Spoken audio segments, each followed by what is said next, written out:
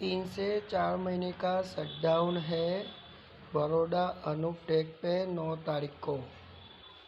ये दुबई के लिए, इसमें मेडिकल नहीं है। और कैटेगरी कौन कौन से चाहिए वो भी मैं आपको बता देता हूँ।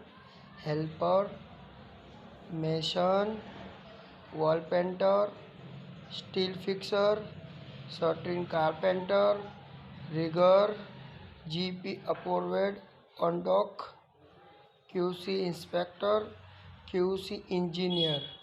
इसमें सब उसके सामने क्वांटिटी भी लिखी है, कितने कितने बंदे चाहिए, प्लस उसके सामने सैलरी भी लिखा हुआ है। खाने का, रहने का, ट्रांसपोर्ट पूरा कंपनी प्रोवाइड करेगा। 8 घंटे का ड्यूटी है प्लस ओवर टाइम है। एसीआर, एशियनर पासपोर्ट दोनों चलेगा। फ्रेश और गर्ल्स रिटर्न दोनों अप्लाई कर सकते हैं। इसका 9 तारीख को बड़ौदा में इंटरव्यू है। और जो लोग हमारी वीडियो को फर्स्ट टाइम देख रहे हैं उनको रिक्वेस्ट है कि हमारे चैनल को लाइक, शेयर, सब्सक्राइब करें।